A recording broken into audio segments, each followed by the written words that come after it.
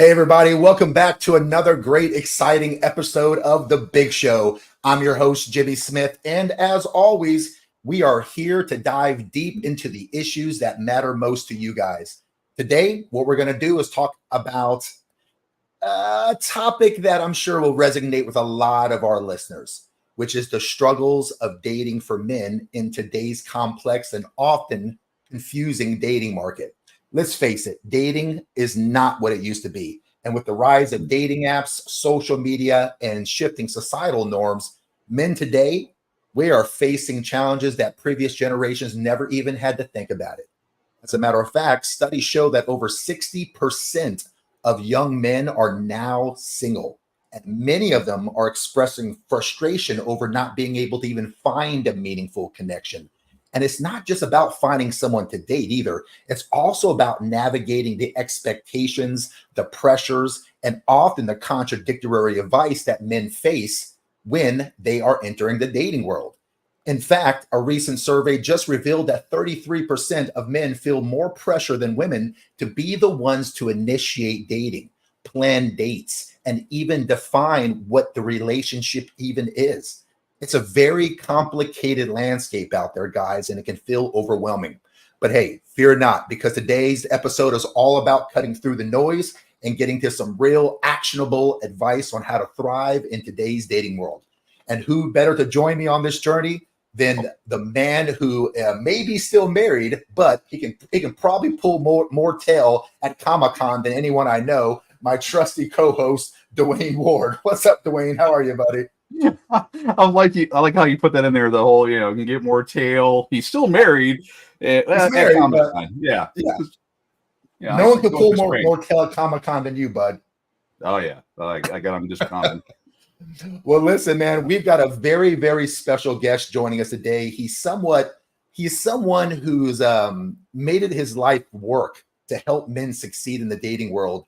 It's Czar Danya, also known as Daniel. He's a czar of dating. He's a dating coach and a content creator who focuses on helping men develop what he describes as alpha characteristics to succeed in modern dating. And Danya's approach is centered around the idea that contemporary men have been programmed to be weak and submissive. And he aims to reverse this by teaching men how to become dominant, confident, and sexually assertive. His content primarily revolves around the psychology of attraction, male-female dynamics, and development of strong masculine presence. And in a world where beta simps run wild, he warns men to avoid behaviors that he deems as submissive or weak, such as giving women unwarranted attention on social media. With all that being said, let's welcome our special guest, Czar Danya. Thank you so much for joining us, dude. It's good to have you. Yeah, thank you so much, Dwayne. Thank you so much, Jimmy. I appreciate being on your show and for you inviting me. Yo, it was great. I reached out to you a few weeks ago after you had posted one of the things on your social media. I've been following you for months now, and what really resonates with me is that you have a very direct approach, an approach that probably resonates with a lot of men. Probably not so much to females because you don't coddle anything, you don't sugarcoat anything at all. But to the guys, especially the guys in their 20s who probably have never heard any of this kind of teaching before, it's probably a very direct approach that wakes these guys the hell up sometimes. And I imagine that you probably get a very polarized feedback of either, yes, I agree, or no, you're probably the biggest idiot in the world. But these guys have no concrete experience. And so they just don't think that some of your teachings will even help because they cannot fathom the fact that any of that would even work. It's true. And Jimmy, I like what you said over the phone. You recall what you told me? The first thing you said was, I guarantee you, when this guy goes out with girls, they're all attracted to him. He has this image on his social media, his presence that he portrays himself to be. But when he goes out with the women, it's almost as if they tell themselves, wow, who is this guy? He's so different. Right. Because game recognize game. The players know who the players are. So the guys who hate on me or they don't believe what I'm teaching, what I'm talking about when it comes to women, I already know these guys get no women. Right. It's not hard for me to figure that out. But the guys who understand what I'm talking about and what I preach, and they practice what I preach, because I'm not going to give you asinine advice that I've never done before. That doesn't work. That's not how I operate. Those Right. guys know this dude knows what he's talking about. So it does not work. I just want to. I'm still a little confused here. Does like buying the girl flowers all the time and hold her door open and waiting on by the phone? Does that? Are you saying that doesn't work? No, No, simping doesn't work. it's never worked. No, it All right, it doesn't. never and, worked. and it never Scratch it off has. I mean, look, scratch it off my list. The czar's not saying that you don't buy your chick flowers. He's not saying that you don't open doors. No, He's no, not I mean- saying that you're not a gentleman. What he's saying is that he doesn't want, and correct me if I'm wrong, Czar, what you're saying is you don't want there to be an unequal balance of Right. one-sidedness here. If she earns your respect and she's a stand-up woman, well, then that's completely different. Yeah. But if you put her on a pedestal and you make her out to be some sort of like saint, then she's going to look at you like one of her peasants. So it's all about reciprocity on the dating scene. If she's showing you loyalty, if she's showing you love, if she's showing you respect, if she comes out and says, "Hey, you're the only guy I'm dating," well, then you know what? You can step your game up a little bit. But trust me, most of these women out here in today's world, you are just one of many that she's talking to, and a lot of guys have a hard time dealing with the notion that they might only have one or two options, but she has 10 or 12 options. Yeah, and I like what you said. Everything has to be earned. This is basic psychology that people don't seem to understand. People do not value what isn't earned. Right. If someone gives you a Ferrari or a Lambo tomorrow, you might appreciate it like a woman appreciates those gifts and those flowers you give her and cash apping her money in the beginning. But over time, you're going to realize, I didn't deserve this shit. So what do? You don't take care of it. You neglect it. Yep. You want the next shiny thing that you have to earn. And that's what I want men to understand. And that's what I started to grasp learning the game, where everything with me has to be earned. I don't just give out my resources freely to any woman just because she's beautiful. And like you said, when you start putting a woman up on a pedestal, all of a sudden there's an unbalance of value. You're putting her value above yours. And a lot of women claim that women are the prize. Women are the prize. Women are the prize. If that's true, any woman listening to this and any guy, I want you guys to understand something right now. If women truly are the prize, how come I've never seen a woman cheat on a man that she viewed as the prize? But I've seen plenty of women cheat on the man that views her as the prize. Isn't that funny? But not once have I ever seen a woman cheat on a man or disrespect a man that she viewed in her eyes as the prize. I'm lucky to be with this man. Yeah, and let me kind of expound on that a little bit. So women are hypergamous by nature. They're looking for the best kind and caliber of man that she can find. And if you ask all these women what it is that they want, they have a huge laundry list of expectations that have to be met before she'll even allow a guy to even be in her space. He has to be over 6 foot tall. He has to make a bunch of money. He has to be well known amongst his peers. He has to have a big Johnson. He has to be in shape. He has to make her laugh. He's got to be caring. He's got to be a stand-up dude. I mean, the list goes on and on and on and on. And so what's my point? My point is that whenever I talk to a lot of these women and I ask her, what percentage of men out there fit the criteria that you just mentioned? They think that it's 40% of the guys out there.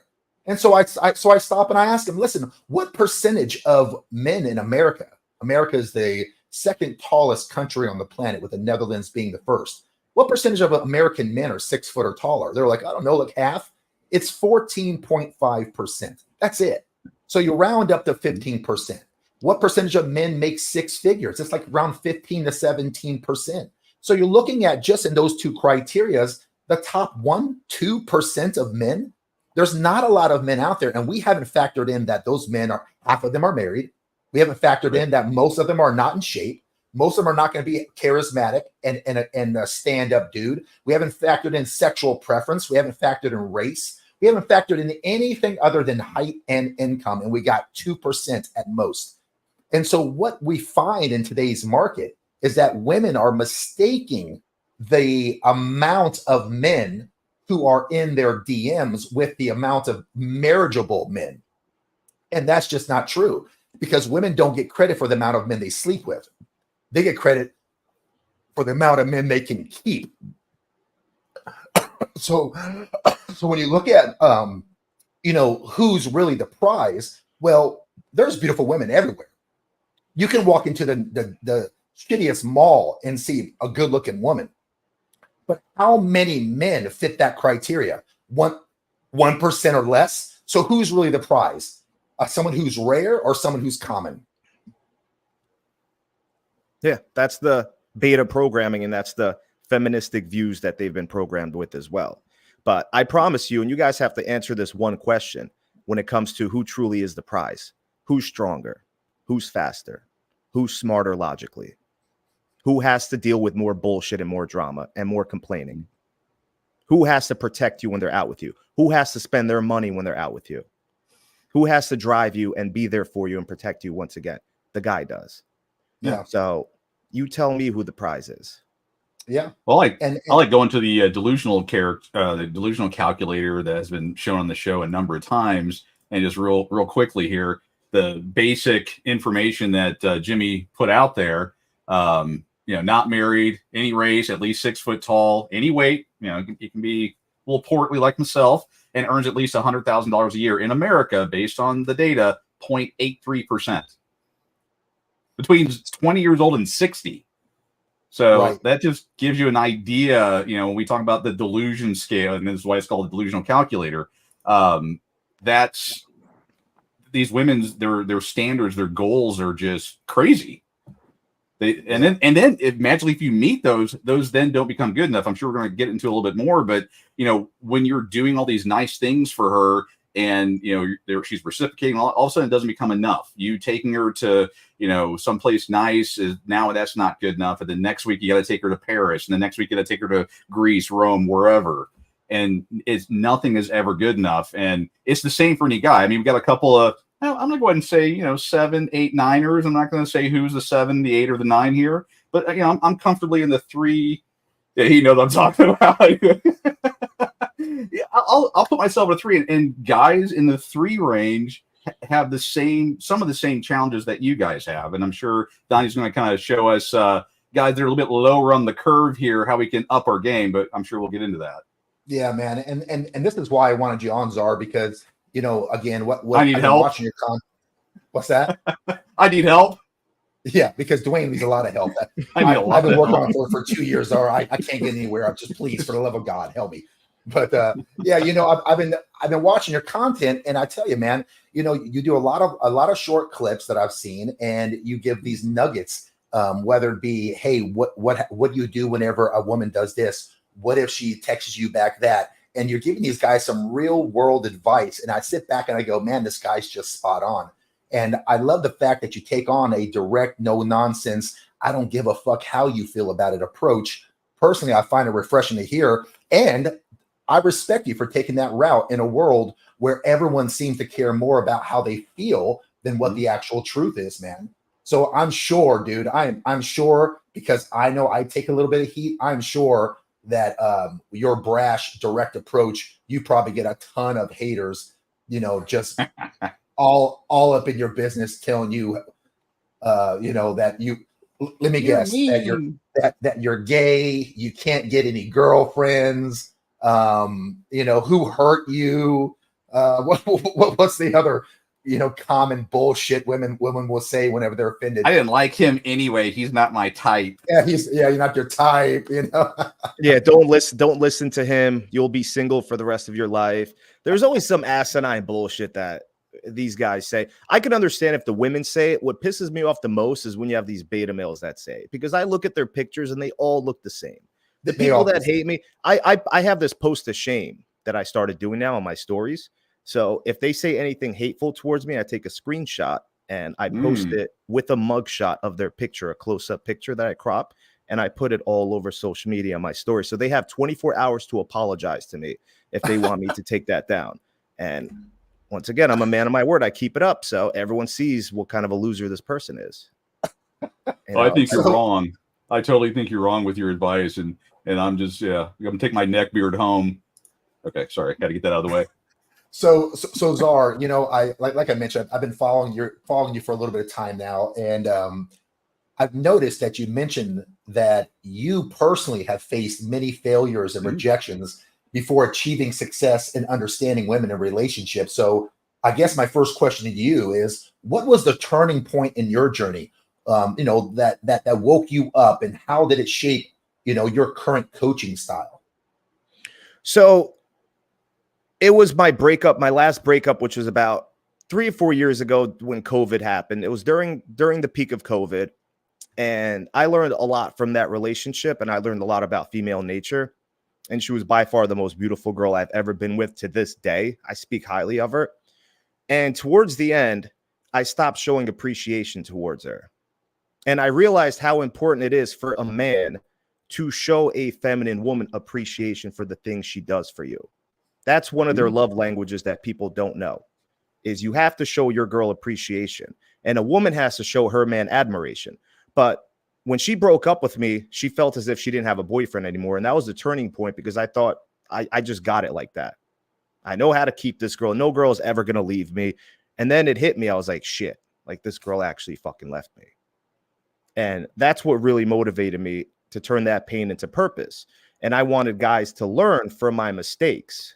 And I wanted guys to also learn from my rejections, from my failures in life, because nothing to me was a failure. Every time a girl rejected me, it actually made me stronger. It made me go to the gym more, made me read more books, made me work on my vernacular, my vocabulary.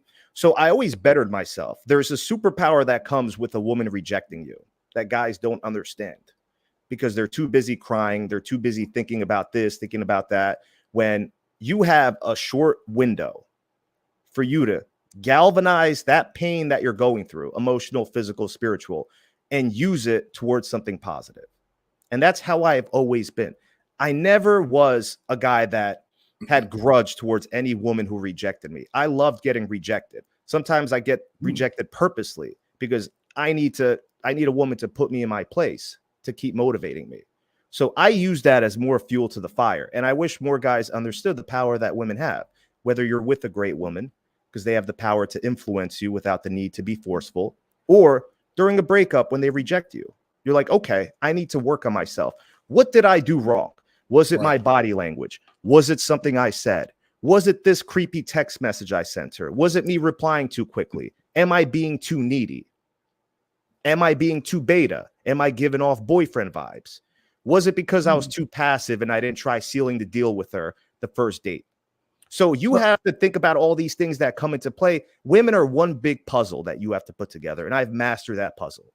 I can say that wholeheartedly with the utmost confidence. Over 17 years of experience, I've put that puzzle piece together because women were the hardest puzzle for me to solve. And I love doing puzzles growing up. But once you solve that puzzle and I could start teaching you guys, it's up to them what they want to do with the advice I give them. Yeah. So everybody, I mean, guys, not me, of course, but guys fear rejection. How do you turn that? I mean, you kind of mentioned a little bit of it, but how do you turn that? So yeah, you're a 2 going after a 7, 8, 9, and she tells you not going to happen. How, like you said, hey, I got to turn this around. I got to go back to the gym. I got to work on my game. I got to ask the questions. But what advice would you have for that guy? Let's talk to the 2s and the 3s here a little bit. And what do you have? What information do you have for them to like turn that negative into a positive? Well, number one, if you're a guy that's just playing video games all day and masturbating all day, every girl is going to reject you. Okay. Oh, but if you're unless a guy you're married, unless you're Dwayne's married, out. because you just described my weekend. I'm going, God, they got me. Yeah, but women like the married man because they always want the taken guy for some reason, and I know that reason. Yeah, that is weird. I mean, I've had women hit, and I know people are gonna be shocked. I've had women hit on me at a restaurant with my wife right there. Just, it's the weirdest thing. It's like, dude, I got my wedding ring on. I'm giving off all this. I know it's hard for women to resist all this, but it just. I don't get it. Why do women go after married dudes? Because it's ultimately your attitude. It comes down to your attitude. You're not giving off needy energy. You're giving off confidence because you have a woman. So they sense that in you. And there's also pre-selection that comes into that. Women want a guy that other women want, no matter what they say. I don't care what a woman says. This is hardwired in them. They don't want a loser who can't attract other women. So if you go out with a girl, if you go out with your girlfriend or a girl you're out on a date with, I like to look presentable. I like to look different, body's on point. You don't have to have the nicest clothes. But when I go out, I know how to communicate with the waitress. I know how to communicate with the bartender in front of her, with the barista, to get them to laugh. And the girl I'm with knows I'm with someone special here. These girls all want him. There's a subtle communication that goes on between women that men don't understand, but I understand it. So if they see that you know how to communicate, you're not flirting or disrespecting your girl with these other women, but they know, they give you that look like, damn, this dude just got it. Like, I'm happy to be with him. I'm lucky. He is the prize. Most guys aren't at that point, but in order to handle rejection, you have to get to a point where you know the value that you have as a man. So I tell guys, do an exercise. What is something that you can give to a woman that no other guy can give to her? So when she rejects you, you have to look at it as it's her loss. It's not mine.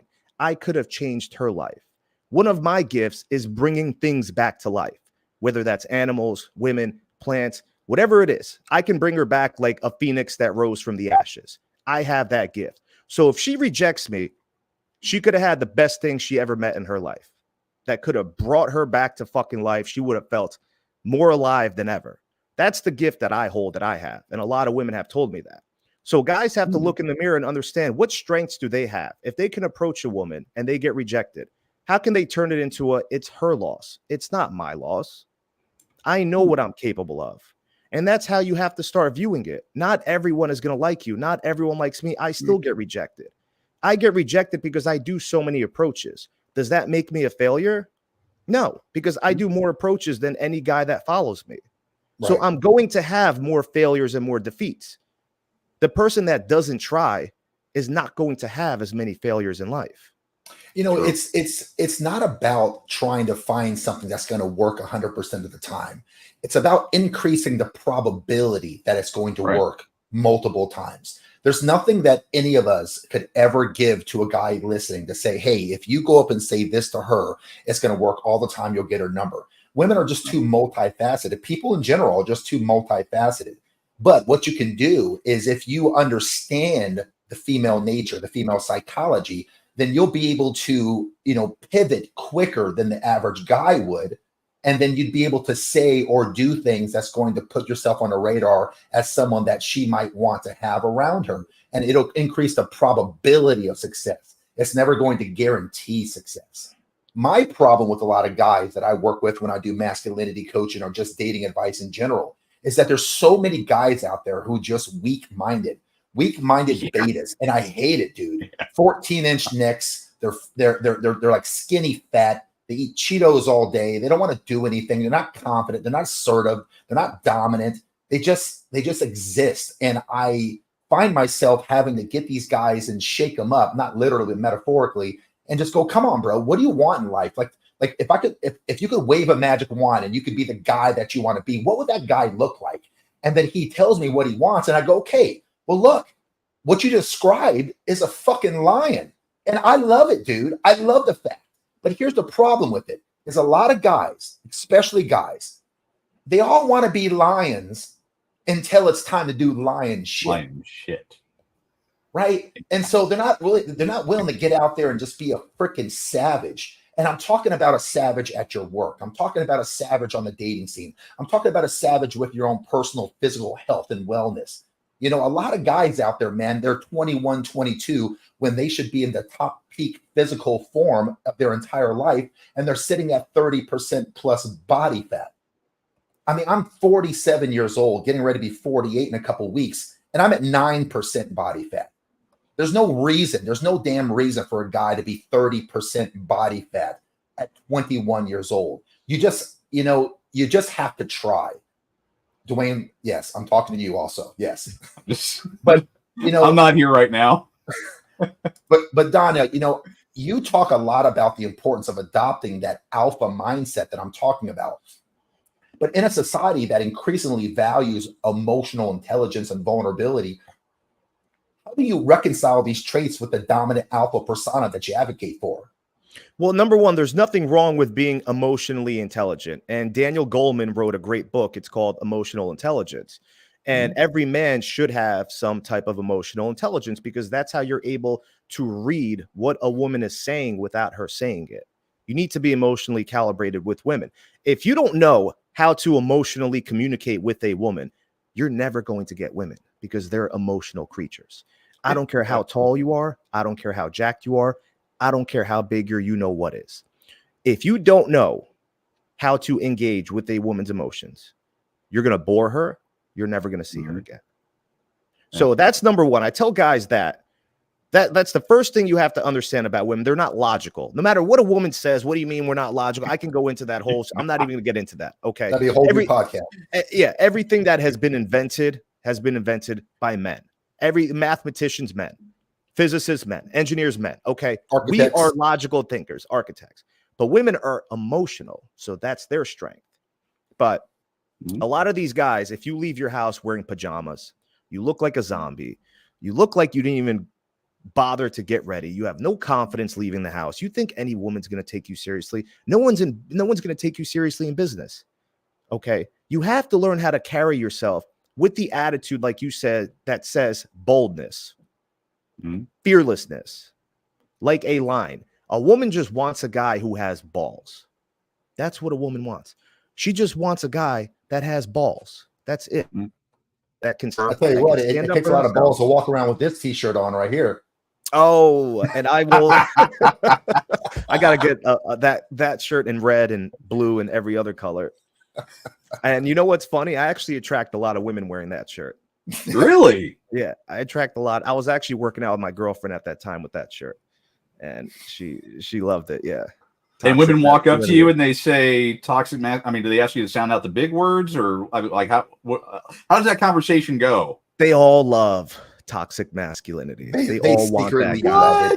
They all secretly love it. Dwayne, they want the guy like Jimmy that's going to be laying with them in bed. And if an intruder comes in, they know Jimmy's toxic masculinity is going to throw that guy out of his window. Yeah, dude. I'm just itching. I'm itching for that shit. Like I dream of ways that I could end people's lives 13 different ways. I thought it's very toxic. Yeah, I thought I was the only one. I have these thoughts. You're not alone, bro. I'm not. I sent Jimmy a video. I got cameras around the house. Something happened Friday. Didn't know what it was, and within 2 seconds, me and my youngest son are both armed, clearing the house and everything. I was hoping Fortunate Son would play in the background. And I was like, oh, please, someone break into my house, please. I'm itching for it. Especially in Texas. That's a good point, Dwayne, because a lot of women, they don't want to tell the guy, well, aren't you going to do something about it? They don't want to tell a guy to do something about it. They want him to be aggressive. They want him to have that testosterone flowing through his veins where he just gets up and he does something about it without her telling him. Right. Okay. Like, well, you better do something about it. No woman should ever tell their guy that. Right. You know, exactly. There's a book called A Billion Wicked Thoughts. You guys ever heard of that book before? It was basically written by a bunch of engineers that designed Google. And Dr. Jordan Peterson talked on this in one of his speeches one time. But what they were doing, the engineers at Google, when they wrote this book, is they were trying to figure out what the ultimate female fantasy was. Like, it's pretty easy to figure out what guys like, right? I mean, the Google searches are pretty obvious. We like tits and ass and, things like that. And then, there's clown porn that Dwayne likes and midget porn, all the weird shit. But besides that, the normal guys like Czar and myself, we just stick to the basics. Yeah. But with Dwayne, he wants her to put on a Voltron mask or something like that. But anyways, I digress. So, Jimmy, can I try to answer what that fantasy was without knowing? I bet you would know it. Go ahead. So nearly every woman's fantasy is to be able to attract the wild beast, but also tame the wild beast. 100%, dude. Absolute 100%. That's why I try to tell men that. So when I tell you guys, don't be compliant with women, they're taming you. So when they tell you, here, can you hold my purse for me? And I tell guys, you better not hold her purse, bro. And they go like, oh, what are you talking? I hold my girlfriend's purse all the time. Yeah, and I guarantee you she probably cheats on you, bro. or she's about to. Yeah. So you're never going to know that part.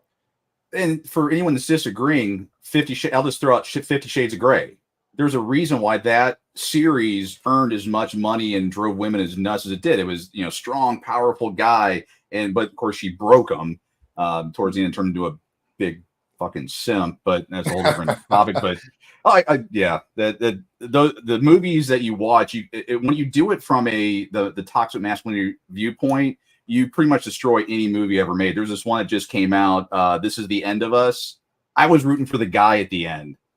Because you're watching it and it's supposed to be this woman that's being abused and all sorts of stuff. But as you're watching the movie, you're going, wait a second. No, she's cheating on him. She's playing games with him. She's doing it, of course. And he's giving his heart to her like a simp. And then now he's just reacting. He's getting jealous because she's lying to him, cheating on him, doing all this other stuff. And at the end, I was rooting for the guy. You can send all your hate mail to pissedoffparent.com. I'll read it and respond accordingly. But so I'm gonna finish up and kind of tell you guys what the book kind of was, what the premise was. But before I do, I want to sub-interject with something else.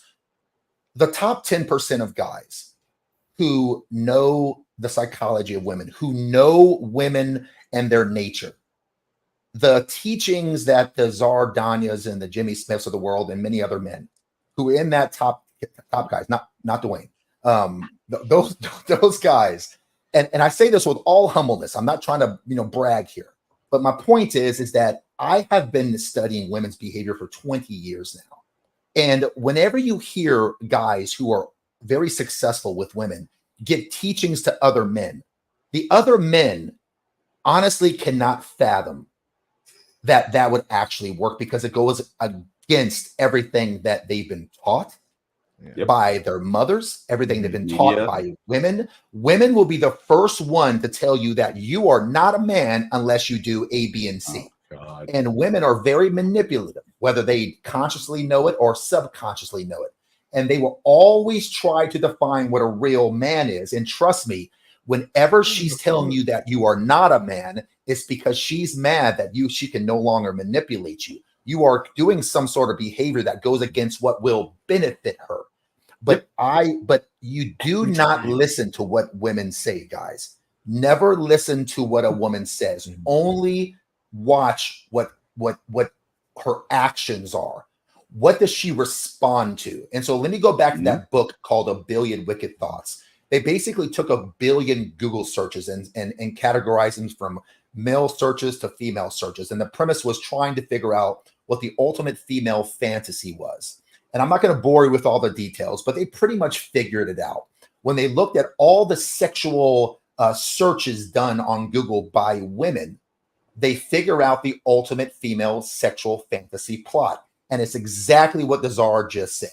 It's basically, in a nutshell, this: sweet, innocent, feminine woman meets a man who's very alpha and pretty much a monster. He's high on the predatorial dominance scale. If you look at the food pyramid or the Maslow's hierarchy of needs, you got this pyramid, right? When you look at male aggression, you got the betas at the bottom, and you got your masculinity, and all the way at the very, very top is your hyper aggressive, alpha type of men, the guys who are very, very dangerous. And there are 5 main searches that stuck out amongst all female searches. You want to know what females are searching for whenever they're looking at men to fantasize about? They're searching people for like vampire. Transformers. They're not. No, it's not. It's not Optimus Prime. It was Optimus was like at the bottom, bro. Okay, sorry. All right. Just checking. And didn't Optimus die in one of those episodes, and you cried about it? Or Would something? you not talk about that? Sorry. That gets me crying. I promise never to talk about that on air. I apologize. Okay. So it was vampire, pirate, werewolf, surgeon, billionaire. So we know why the women picked the billionaire and the surgeon, because of the hierarchy of men on the financial needs. But think about the other 3: pirate, vampire, werewolf. If you look at not the bullshit Disney version of what a pirate and a vampire are, look at the original depiction of vampire. These are predators, werewolves, predators, pirates, they would take over your ship and kill everybody on there. Extremely dangerous men. And just like Czar said, the sexual fantasy plot was she meets one of these guys and tames him. So he is extremely aggressive and deadly to the rest of the world except for her. That's what her sexual fantasy is. So guys, when you are pushing back on the Czar, when you're pushing back on teachings that seem foreign to you, ask yourself this: is the way that you move predatorial? Is the way that you move masculine? Is the way that you move dominant, assertive? Is the way that you move saying anything other than please, Sarah, don't leave me? That's what you're saying, dude. And so if you are impartial to women, if you almost act like you don't want them, if you don't even like talk about sex, because every guy like is pushing her on sex. I don't even talk about sex. I don't even text about sex. And I certainly don't send unsolicited junk pictures. You know what I'm talking about. And then women constantly seek my validation because she's not sure if I'm even sexually attracted to her because I haven't mentioned it one time. And guess what she does? She tries to come climb this mountain because she can't in her mind fathom the fact that there's a guy out there who is impartial to wanting her. She must be wanted. She must be wanted. And that, so if you do it the right way, you will get extremely good results out of it. But, Czar, let me ask a question. So with the rise of modern feminism, many guys, they feel unsure about how to approach dating without coming across as out of touch or disrespectful. How can men in today's world exert their masculinity while knowing that many women have this independence and equality mindset? Well, number one, you have to know your target. First and foremost, a good predator, I'm not saying in that type of literal sense, but a good predator knows his target. He's not going to go after something that might hurt him or injure him. He's going to go after someone that is safer, someone that's going to maybe respond more positively. So I'm not going to approach a girl that has bright pink colored hair and looks like a liberal or a feminist. And there's nothing wrong with that. But why would I pick up a snake if I know I'm going to get bitten? That doesn't make sense to me. So you guys have to know your target. And the only way you know your target is by knowing psychology of humans, the way someone carries themselves. What tattoos do they have? What color hair do they have? Do they have boyish short hair? Do they have long feminine hair where you know she might reject you in a polite way? So guys are just stupid when it comes to social calibration. They're so dumb because they're so desperate. Okay. Yeah. So I know my target. I'm not going to approach a woman who I know is going to be a basket case and who's going to go press charges against me. I'm not going to risk it. I don't care how beautiful she is. Oh, okay. So that shouldn't stop anyone. I think that shouldn't stop anyone just because the rise of feminism. I'm not going to apologize for being a sexual human being who is attracted to a woman and wants to approach her. But the issue with guys is they don't know when to pull the eject button. That's the biggest issue. This is where the harassment comes in and the Me Too and all this BS. Guys aren't socially calibrated enough. I know when this girl isn't feeling it and I just back off. Okay, listen, it was nice meeting you. I got to head out. But I'm not going to follow her to her car. Yeah. And start chasing her and talking to her. Let's switch around here. Red flags. Love to talk about red flags because they have so many of them. You talk to guys about, hey, here's some red flags that you need to spot. And I'm sure you could probably give a quick laundry list of the obvious ones. Which one that with your buddies and everything, you're like, dude, this red flag is the size of China. What the hell? Mm-hmm. What's that one that come on? It's like, come on, dude. This is obvious. So a lot of women don't seem to wear their red flags on their body. Like, Jimmy, you know this. Not all girls are covered in tattoos. They don't have piercings. Some girls look feminine. They don't have any tattoos. They don't have any piercings, but they can still be predatory and they still have red flags. So what really gives it away is energy. If you can pick up on a woman's energy, you know whether or not she's trying to use you or manipulate you. So one of the biggest red flags of knowing whether or not this girl is a gold digger is right off the gate. she's going to ask you, what do you do for a living? Mm-hmm. Before any other question, what do you do for a living? I already know this girl's looking for her beta male provider, like this girl, gold digger. Okay. Right. I already know what she's doing. On to the next. Or if a girl says, oh, I only do dinner dates the first date. If you offer to take her out for a drink or a coffee date. Right. If you guys fall for that, anyone listening, you are a goofball if you fall for that. She is a professional dater, and she wants to see how much of a beta male is this dude? How much of a sucker is he? Where he's going to just take me out to dinner and not lead as a man or say no. So those are my biggest red flags. But women tell on themselves. Mm-hmm. So you have to listen. I'm not telling you to judge. So when I'll give you a great example. Okay. I was out on a date about a year ago. Beautiful girl I just mentioned, Italian girl. I'm not going to say her name. I met her at PetSmart in the cat food aisle. So when I tell guys, you meet women everywhere. If I can meet her in a cat food aisle at fucking PetSmart, picking up cat food, the same one I'm picking up, why can't you guys meet women? Okay. Right. So I got her number. We go out a week later after she comes back on, or before she goes on vacation. We hang out that week, actually. We go out, no red flags written on this girl. None. Okay. As I'm talking to her, you always have to tell a girl, this is a judge-free zone.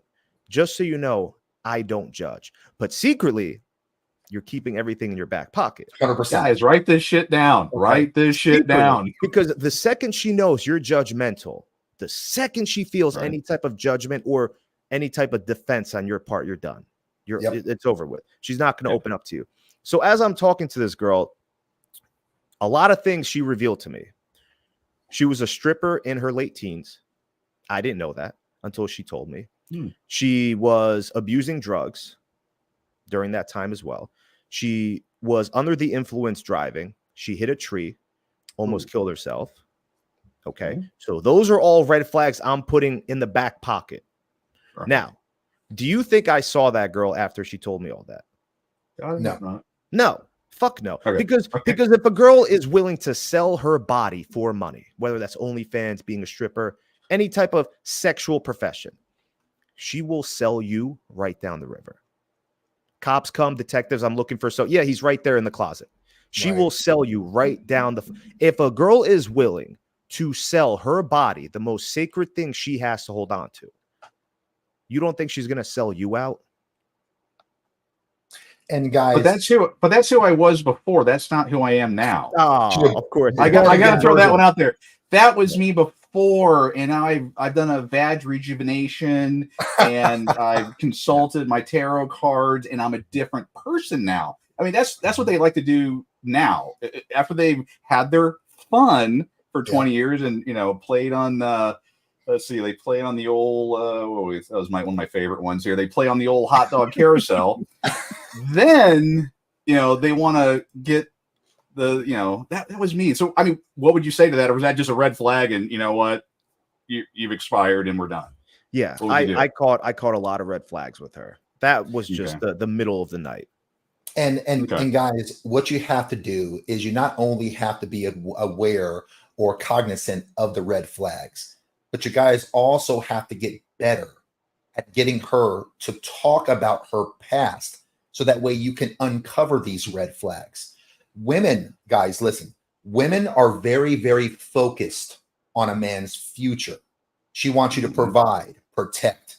So even if you don't necessarily have the job that you want now, if you're super ambitious and she thinks that you're going to keep pushing until you do get the career you want, she'll take a gamble on you.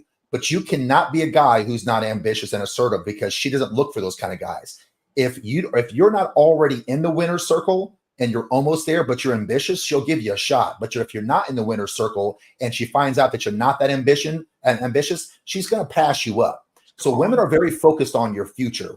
Men are very focused on a woman's past, because her past is the best indicator of the future. It's just like trading stocks on the market.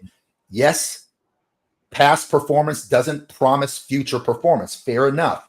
But if you see how something trends in the past, you can pretty much determine the probability on what it's going to be like in the future. So with all that being said, guys, you need to get better at trying to uncover red flags. Now, we could do a full podcast on this, but let me give you guys a couple tips, really a couple tips from the big show right now that has worked well for me.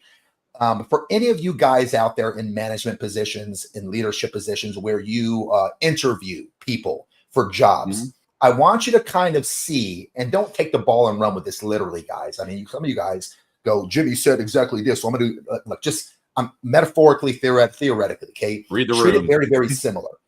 In job interviews, you're trying to uncover who's going to be the best person for the job. You got 20 applicants, you got one position to fill. And the average person who does interviews is going to figure out, is the person good for the job? I mean, any below average interviewer is going to try to figure that out. But the good interviewers are going to determine, will they like the job? They might be good at it, but will they like it? Also, will they get along with the other people in the workplace? And what are the bombs this potential employee is going to drop on me? Is this guy a functional alcoholic? Does she even have a car? I mean, there's a bunch of things that employees, headaches that employees can give you. And there's 1,000 interview questions that you could ask someone to uncover. Will they be good for the job? Will they like the job? Will they be able to get along with their friends, with the coworkers? And what red flags are they going to fall on me? But treat your dating very, very similar. You can't ask the questions and come across judgmental the way Czar mentioned it. But it's pretty much the same. Here's what I mean. Will I like this girl? Will she like me? Will she be able to get along with my friends and family? And what red flags is this woman going to drop on me? It's the same shit, guys. And the best way to uncover that is talk about her past. Ask her. Tell me about your last boyfriend. And then ask questions like this. Out of all the guys that were hitting you up, because you're a beautiful girl, why'd you pick him? What did you like about him? What did you not like about him? How long did you date for? Why'd you guys end up breaking up? And then rinse and repeat if you can, without making her feel like you're judging her. And then look for the trends. If she said that all of her exes are narcissists, if she says that all of her exes are toxic, if they all cheat on her, who's the common denominator in the last 5 boyfriends, the last 5 relationships? You got 5 guys from different parts of the country, perhaps different parts of the world, but they were all toxic. No, she's likely the toxic one. And whenever you can get into a conversation with her and you can make her feel that she's not being judged, to Czar's point, you'll be surprised what they will actually tell you. Just sit back and just listen. Ask questions and sit back and listen. And whenever it comes to like getting women to do things in the bedroom, I've always said this. If you can get a woman to do anything you want her to do, as long as what you're about to ask her to do will not make her feel like she's a whore. Once she feels like she's about to be a whore, she ain't going to do it. But if she feels that she can do whatever she's about to do and not be judged for it, she's likely to do it. So that's what you guys need to do. You guys need to make sure you're asking questions or getting her to move in a way that's going to be non-judgmental.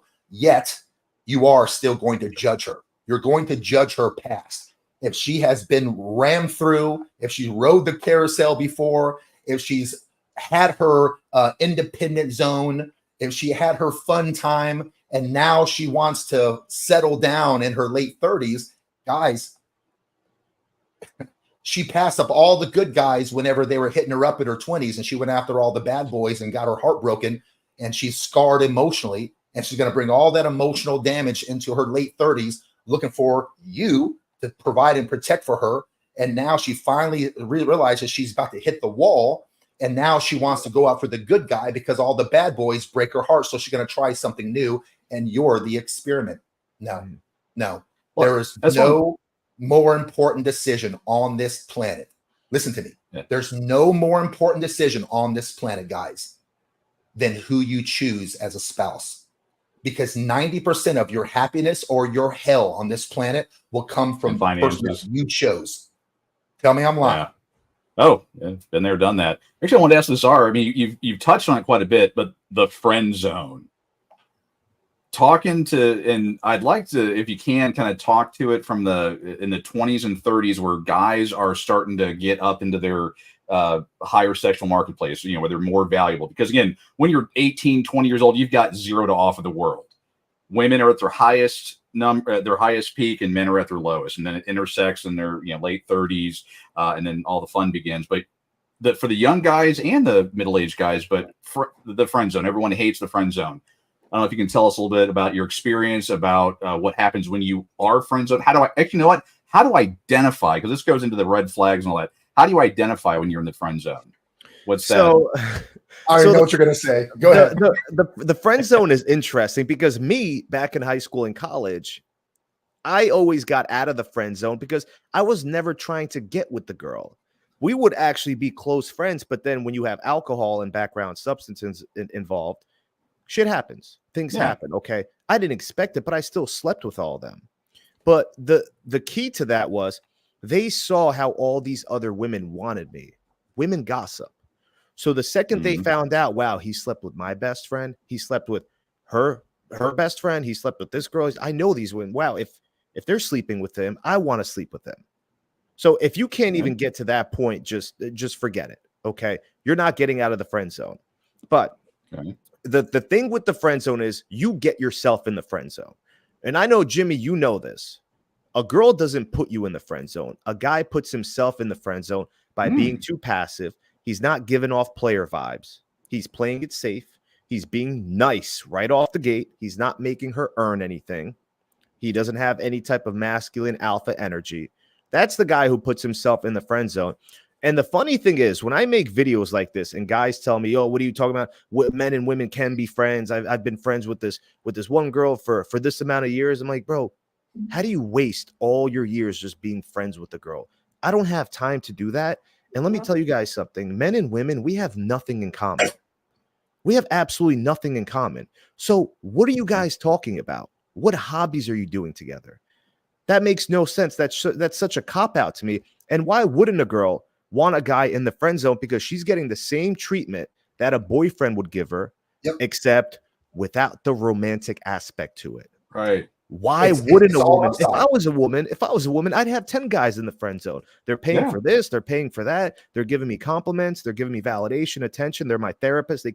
I can complain about guys like Czar and Jimmy too. Why wouldn't I want this guy? But I don't have to sleep with him. If you're a guy friend to a girl and you guys are walking down the street and some other guy smacks her on the ass, she's still going to expect you to handle it.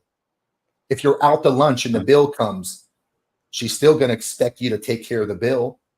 If she has a problem with her boyfriend and she needs some manly advice, she's going to expect you to give her advice on a male's perspective. She gets all the benefits of a boyfriend without any of her sexual access. But what does he get in return? What does he get in return for all that? He gets nothing. Nothing. And Jimmy, this is why you can't get the value, the real value that a woman can give you, the zenith, okay, the pinnacle of what a woman can give you. She can only give you that. One, she has to be attracted to you. Two, she has to be sleeping with you. If she's not attracted to you, she's not sleeping with you, she's never going to bail you out of prison. She's never going to bring you food when you're sick. She's never going to massage your body when you're sore and aching after the gym. She's never going to come over when you tell her, babe, come over. I just need some company. I want to cuddle with you. She's not going to cook you dinner if you ask her to. So there's no value whatsoever. It's completely empty for a guy when he's in the friend zone with a girl. Yeah. And they will never understand that. They will never understand the true value a woman can only give you when you are giving her that hot beef injection.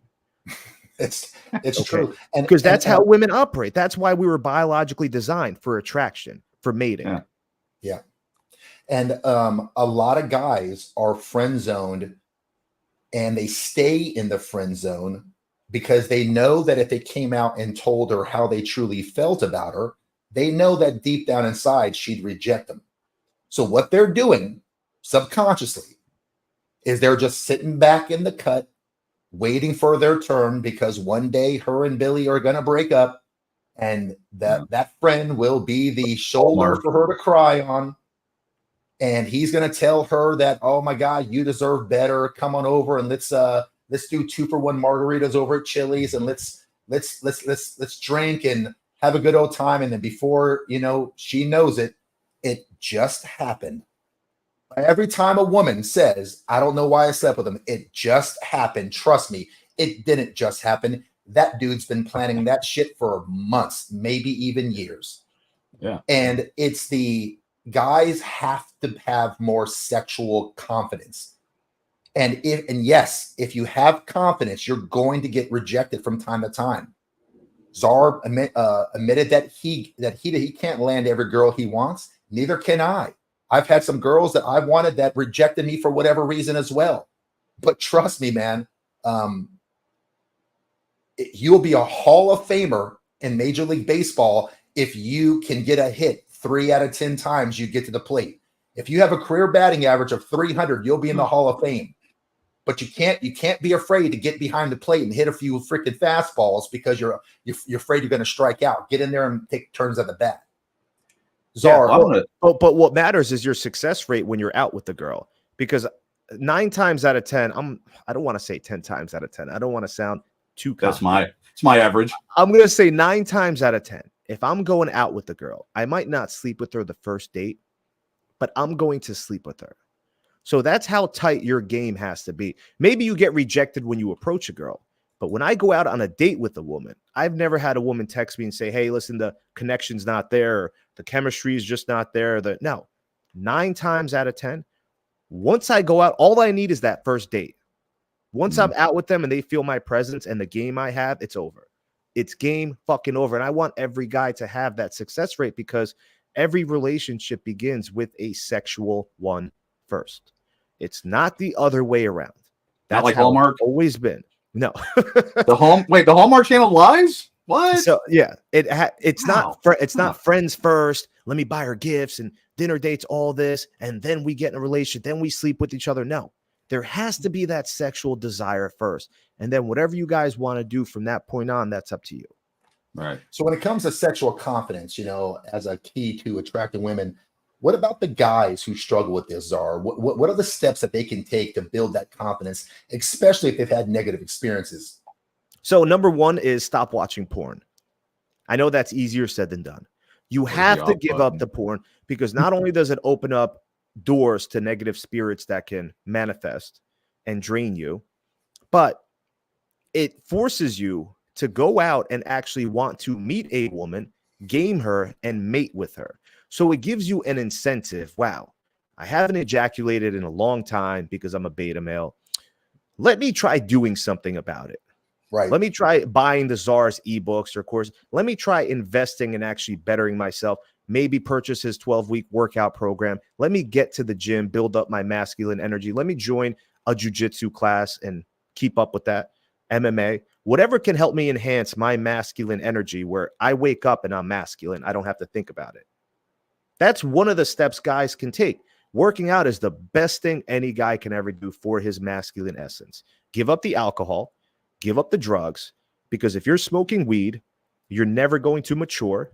You're never going to grow as a person. If you're doing drugs, same thing. If you're drinking alcohol, nothing ruins masculinity quicker than alcohol.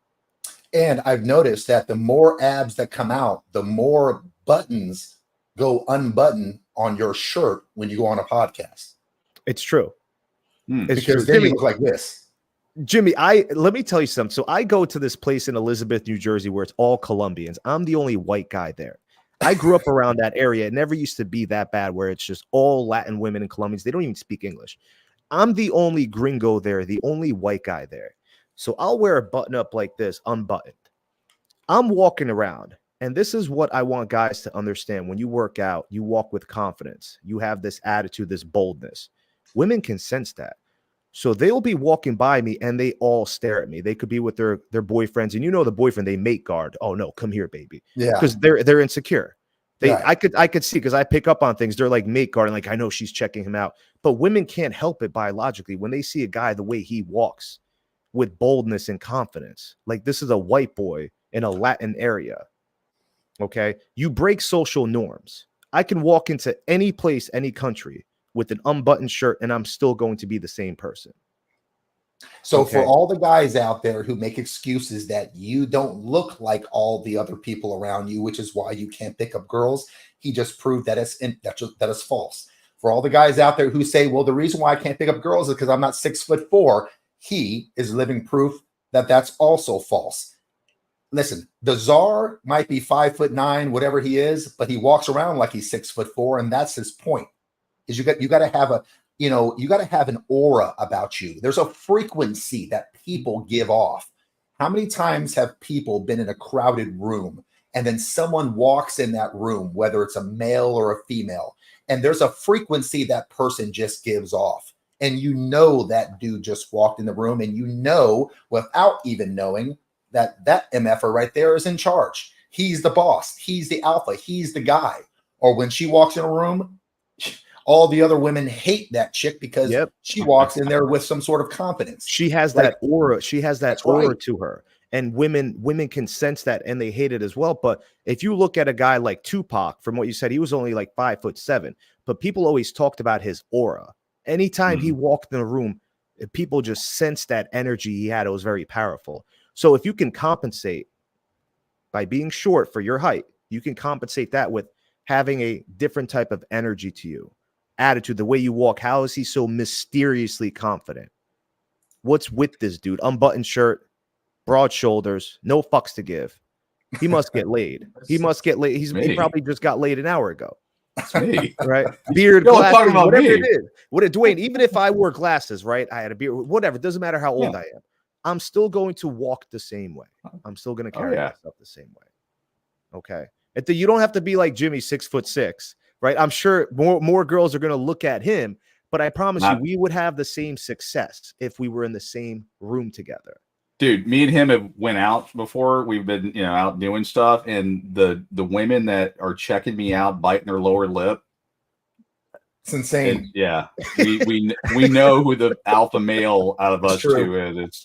It's just the way it is. I can't help it. God made me this way. Right. I throw my leftovers at Jimmy when I feel. But Dwayne, I'm sure you're a very good wingman. I'm sure I could tell you're a very good wingman. Oh yeah. Yeah, I get them laughing. I throw them off. I throw them off their game or whatever. And then Yeah. And being married helps too. And being married helps. That was the initial thing there. Okay, I want to talk about something that again, as far as the data that's out there. Again, Jimmy was talking about 60% of guys, millennials, I believe, have checked out of the dating scene. Women are looking for 0.83% of these top tens in their mind that they're still not happy with. The word I'm going to use here is going to scare people: ghosting.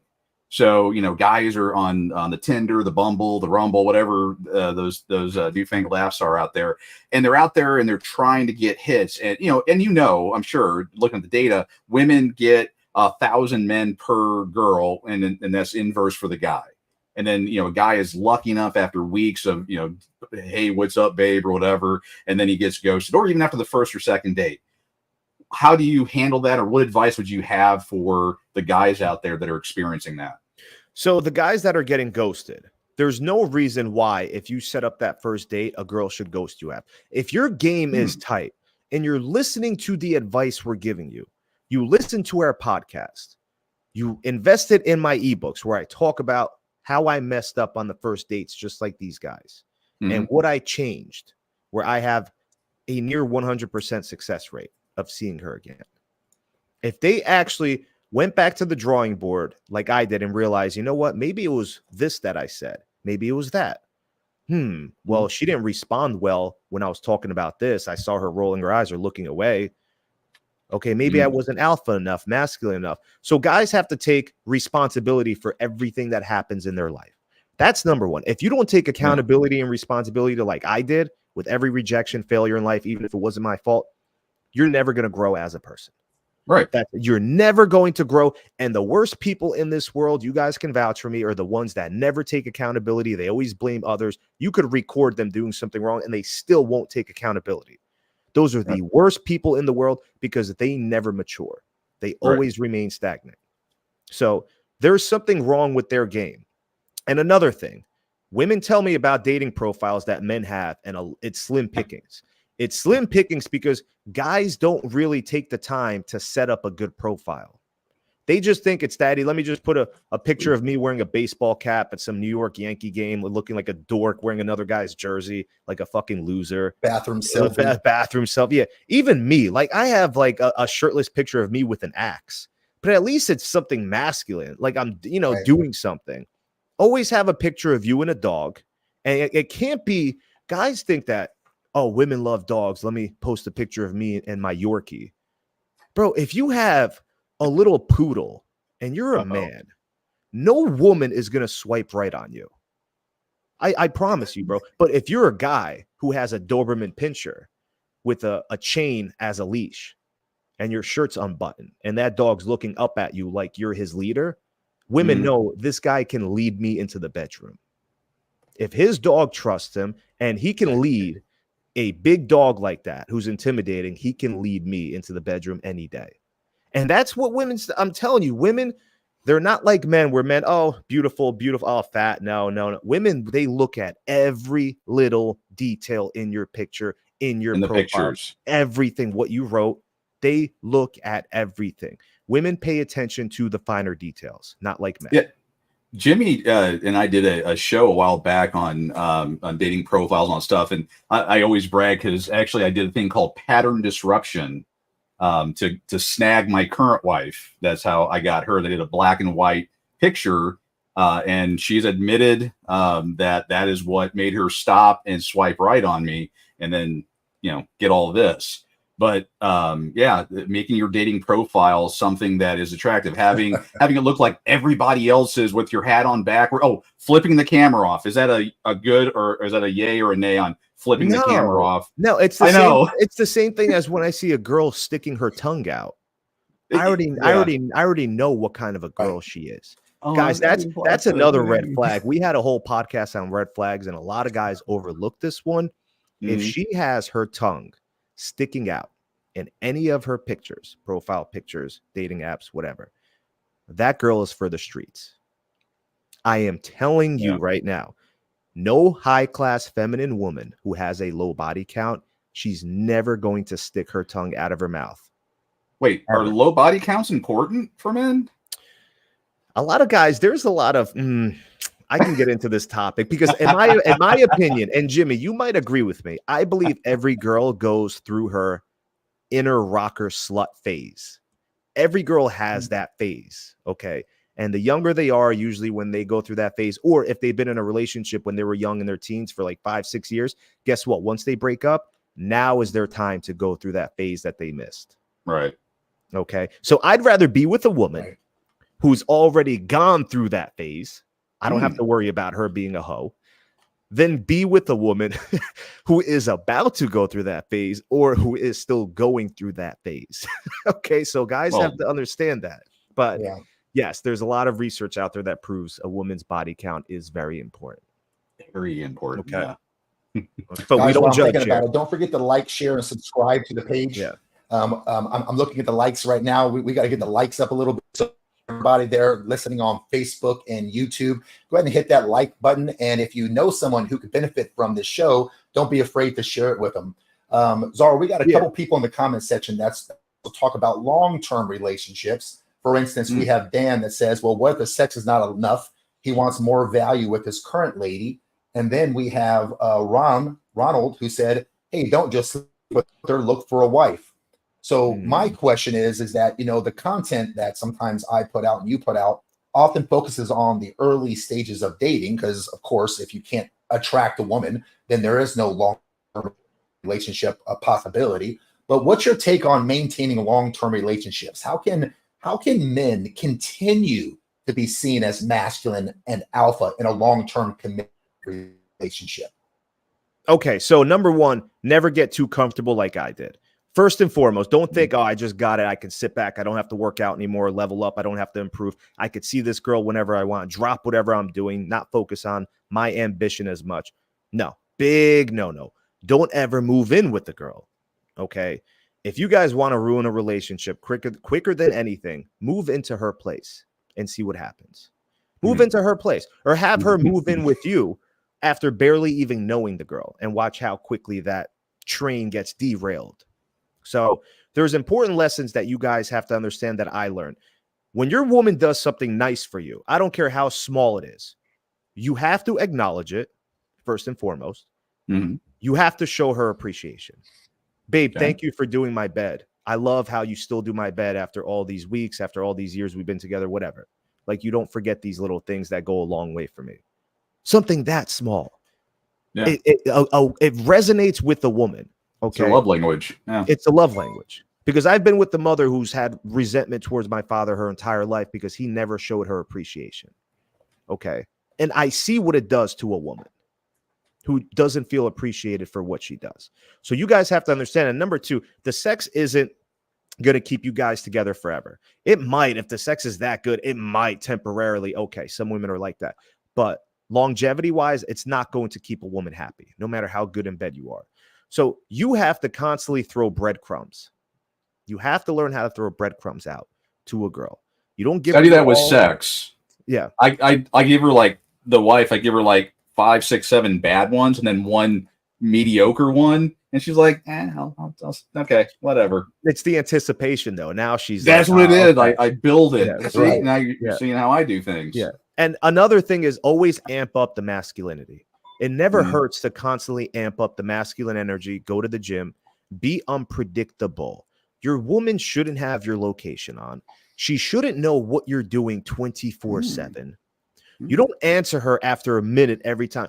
Be busy, bro. I'm not telling you to go cheat on her or do anything stupid, but you have to be unpredictable.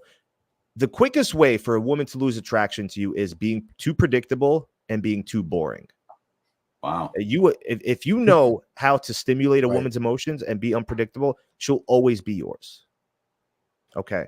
And we teach you that, if you invest in the ebooks, and there's a game that goes into that. There's a lot of deep game that goes into that with great examples. I know we don't have time for that. So I'm in trouble, is what you're saying, because I'm Oh, as and also, predictable as can be. And also, Dwayne, this goes for you in the married guys and guys in relationships. You have to learn one of the key elements when it comes to women, relationships or not, but mostly in relationships as well, is you have to learn how to pass your woman's test. Oh, wait, women shit test after you get married? I did not know that. Always going to test you. You do know that. I know you know that. They're always going to test you. It's in a woman's biological nature to test their men. Yep. So there are several different forms of tests. If you don't know how they communicate and what to look out for, you're going to get chewed up. You're not going to win. Yep. Right. Okay. They speak a different language, but once you can break down the language and you understand how a female communicates, easy. It is fucking easy. Oh, definitely. And guys, you have to understand why women do it. Like, I know it frustrates a lot of men that they are put through the shit test, but if you were a woman, you'd probably do the same thing. Look at it this way. You were a co-pilot on an airplane and you had to hand over the steering wheel to a pilot. You would want to know whether or not that person could fly that fucking plane. Well, exactly. Most women want a man who's going to lead the household, someone that she can depend on, a rock that stands firm within the storms that are inevitably going to come. She's going to test you to see your resolve. She's going to want to know your morals and your values. Where does your moral compass align? And then she's either going to get on board with that or she's not. But if she finds you to be the kind of guy that she wants to follow, right, she's going to test how strong your conviction truly is. Or will this guy just fold the first time that adversity hits? So her little shit tests are really not about irritating you, although they could. It's really more about how solid is this guy? Whenever I need him, there's no turning back. I'm going to need him. Whenever there's a sickness or a job loss, or when there's economic downturn, whether or not the shit hits the fan and there's a financial downturn, or a hot chick walks by, she wants to know just how resolute you really are. And if you're not passing her shit test, she's going to think that you just talk good game and that she really can't depend on you. So that's kind of the reason why they do it. Yeah. Yeah. I want to talk about one of the big shit tests. Is that because women love guys that have career ambition. Go figure. But we talked about it a little bit ago about the 50 Shades of Grey. This guy, Mr. Grey, whatever his name is, was a powerful man. That's what she was attracted to, and she kept trying to break his ass, keep him from working hard. So one of the big shit tests that women like to do, and there's many, is that you got a strong career guy, and then she's like, well, you need to take time off. You need to do this. And what I see all the time is when they finally do break it, because I think personally, and I'm 52, so I've got maybe a few more years on you. But is they try to break you. Once they've broken you, then they just go on to something else. But as far as the shit test and the career ambition part of it, like what do you do when your woman starts doing well, why do you got to work late? Why do you got to why are you doing this? Because you need to do that because you're making the six figures, you're getting the bonuses, you're getting the accolades at work and all that. I mean, what do you tell them? I know what I tell them, but yeah, that's a lot. That's a test that a lot of men fail. And going back to the test, they fail it? What's crazy is millions of men out there, they don't even know that the woman they love is testing them. And what's even crazier is women don't even know why they're testing these men. Yeah. They have no idea, but I believe God innately put that inside a woman to protect them from the predatory men, the men that could grape them, the men that could be manipulative, the men that can hurt them. So, and the men that are passive and pretending to be like someone they're not. So that's why they have these tests. Mm-hmm. But going back to that one, when a woman says, oh, you're always working late, we don't spend enough time together, what she means, this is how a woman communicates. When a woman says we don't spend enough time, we don't spend enough quality time. Women communicate differently. So she's talking about quality. So what you have to do is acknowledge her and say, babe, you know what? You're right. How about this? Me and you are going to spend 30 to 45 minutes together. I'm going to give you 100%. And you mean that. You put your phone away. You're not bothered by anything else. You don't have any distractions. And you're just enveloped in being with her those 30 to 45 minutes. Okay. Then you get back to what you have to do. And a woman will respect you so much more if you do that and acknowledge her and then get back to your work. Okay. And that's how you play that. This is good advice. I know a lot of women will probably, see the show and go, oh my God, it's going to be bashing women. That's, I would say, arguably very good advice. And women would appreciate that because you probably spoke to a lot of women. I don't know if the women want to chime in here, but it sounds like that. That shows that you've listened to women and you're responding to them. That's the most important key, is listening to women. If you don't listen to what a woman says because you're too busy thinking about something else or getting in her pants, she's not going to trust you. Right. And if a woman can't trust you, she can't sleep with you. She can't be with you.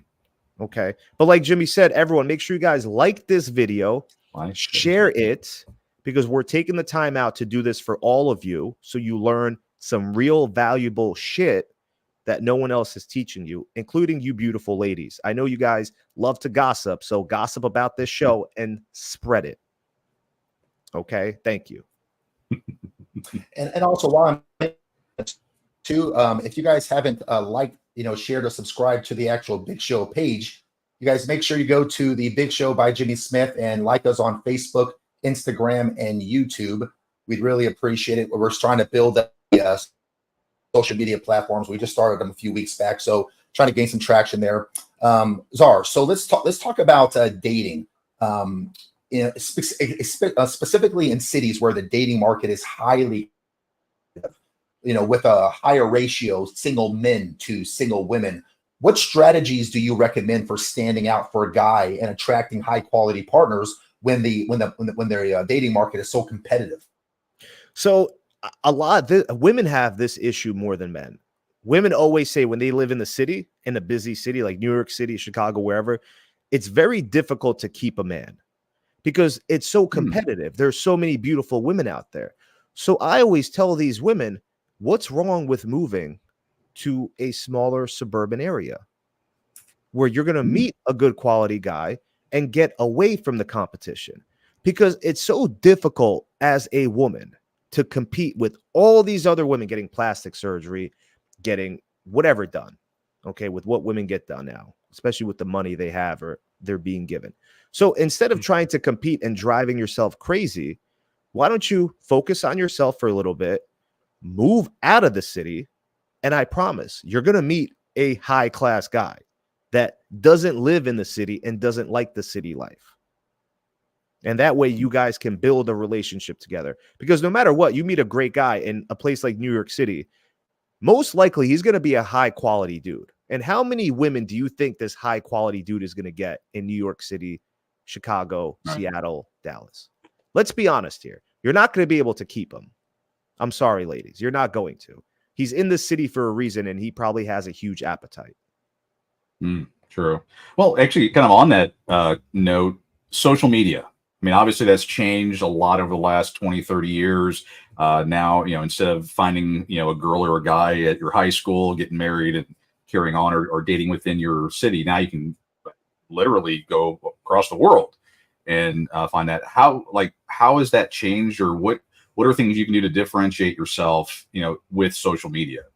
So I remember when I first worked at my fitness center starting 2007 up until 2012, before social media was really even big. All we really had was Facebook, and it wasn't even like that. It was so much easier to not only attract the girl, but to keep her attention and to keep her. Now, what I noticed about, let's say, 15 years later, with social media, these dating apps, Instagram, their attention span, these women, they have so many options. And the more options you have, the harder it is to choose something. And that's what's going on now. So you have to really make yourself unique as a guy that they've never met before. So I'll give you an example. I'm out with this beautiful Latina woman, and she always tells me, for some reason, you scare me. Like, I've never felt this way with it. There's something scary about you. Some guys might think, oh, she thinks I'm a serial killer. No, what that means is she's never met a fucking guy like you. You're doing something to trigger all those sexual attraction triggers within her that no other guy has been able to do because they're all fucking boring, or they don't have any game, or they open the car door for her because she's used to that treatment. And then she finally meets me who says, no, I don't open car doors for women. Either take it or leave it. So a lot of guys will never even hear a woman say that you're so different. Oh, you scare me. There's something about you. If a woman is not saying that to you guys, you are fucking boring. There's something you're not doing right. So and how competitive it is. And not only that, I've noticed that a lot of women have become more masculine in the past 15 years. From what I remember, everyone talks about toxic masculinity, right? How come no one talks about toxic femininity? There can't be one without the other. That's like saying God exists, but Satan doesn't, the devil doesn't. That doesn't make sense to me. And over the past 15 years, with my experience, I've experienced more counts of toxic femininity than I ever have in my What were some examples of toxic? Give us some of the top examples. Women being rude, women being highly disrespectful, women not knowing their place, women acting like they're men, combative, very argumentative, pugnacious, warlike. You're not even comfortable talking to her because you're scared of this woman. Okay. That's what's happened in the past 15 years. So they've been able to reprogram the minds of women. Women are becoming more masculine. And what's happening is the men are becoming more feminine. So what's happening with you ladies out there, you can't find a masculine man because guess what? They're all becoming feminine and none of them have balls anymore. So this is what feminism brought to you guys. You have no one to blame but yourself. This is what the movies manipulated guys to become. This is what you said you wanted. You wanted the nice guy, the emotional, sweet man, and men bought it. Not me. That's right. You can't even watch a TV show or look at a commercial without the man being a babbling idiot in the commercial. He's such a fool. I mean, every single commercial. I was watching a commercial on like a Subaru or something, and number one, the wife is driving and he's in the passenger seat, so that's the first thing I noticed. Then he's holding like a bottled water or something. You got a grandma in the back with like a like a pie or something in her hand, and then a little girl beside grandma with like a potted plant, and the man, the little girl, and the grandma is all holding something, and then the woman drives and hits a speed bump, and you know that everyone's going to be throwing their stuff in their face. Everyone was fine except for the guy. The grandma was fine, the driver was fine, the little girl was fine, except that the guy splashes himself in the face. He was the only babbling idiot out of everyone in the car. And I know that some people would hear that and go, "Oh, Jimmy, you're just taking that too far." No. Watch any TV show, any series, and any commercial, and you never, ever see a confident, successful, masculine man. The man's always portrayed as an idiot or as the butt of every single joke, every single time. Jimmy, you're absolutely right. You're absolutely right. Yeah. And I've noticed, and that's the biggest thing that I want you guys to notice is every single advertisement, like you said, Jimmy, it's some beta male bumbling fool, some goofball who has no masculine energy whatsoever. The woman is the logical one, the intelligent one. Every commercial about booking a vacation or booking a hotel, the dude's doing some dumb shit that, like drowning in a pool, and the woman's like on the phone being the masculine one, or some dish soap commercial where the guy's washing the dishes, the woman comes home from work. The roles are being reversed. How do you guys not see this beta mind programming? I don't understand how people don't see this bullshit. When was the last time you saw a masculine alpha dude who was a good father, a good role model, intelligent in any of these commercials? Al Bundy. Never see it. You'll never see it. And then they had the some body wash where his wife was like his therapist. They're at some therapy session, and the black dude's like crying, right? And you see the power, and the woman's the logic. His wife's the logical one. And how do guys not see what's going on in the programming that's happening? They just turn their brain off. I mean, a movie that just came out with Lively in it. This is the End of Us, and I sat and watched it. And I was being told it was about domestic violence and everything else. And I'm watching this, and I'm watching the main character lie to her husband, cheat on her husband, and do all this stuff. And then this guy is giving his heart to her, so he's getting mad and upset. And then like 2 or 3 different incidents happen, and you can see it in the initial one, like he burnt himself, and she was leaning over, and he like not hit her, but he was pulling his hand back from the hot stove and accidentally hit her. Well, at the very end of it, or towards the end of the movie, she then remembered that he hit her for no reason. He was mad that he burned his hand and decided to take that on her. It's how the rewiring happens. And then just to put the cherry on top, she gives birth to their child. Well, I'm sorry, the girl or the guy that the husband was accusing her of being around, she ended up going to him when she was being abused. But then at the very end, she has their child, and he is holding his baby girl for the first time in just every kind of love. And she leans in, she goes, "I'm divorcing you." And then basically, takes off with the kid. I'm rooting for the guy throughout the entire movie because I'm going, and my wife was watching. She had read the books, and there was obviously some poetic license there, and she was all, oh, this is going to be something to watch. And by the end of it, she's just like, "Oh my God, you ruined another freaking movie." Because like I go into it with that mindset, and I'm like, wait, no, she's hiding his business card. She's got his phone number in there, and they're married, and she's playing games with him. Of course he's going to get upset and mad. He's being protective. Now he's being jealous and all that stuff, but yeah. And they're whenever you point it out, you get a ton of pushback from people, you get a ton of pushback from society. Whenever you point out the fact that men en masse do not want masculine women, we want feminine women, then you're just the asshole. You're just the trendsetter. So here's my question, I guess, because I having a podcast talking about masculinity a lot as well. But Czar, some people, I know they're going to view your approach as controversial or even problematic, particularly in the way that it frames gender roles, because I know you've talked about that before. So how do you respond to the critics who argue that your methods reinforce outdated or toxic stereotypes? What I want to tell them is, if you want, come out to one of my dates.